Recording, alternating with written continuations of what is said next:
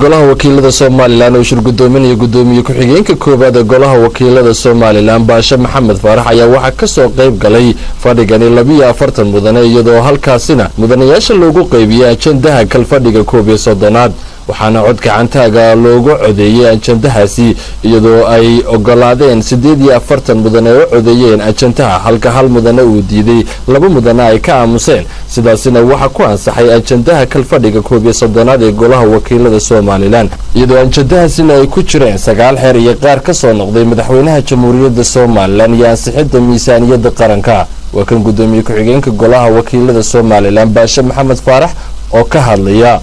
waxaa fadhiya 42 xildhibaan 38 xildhibaan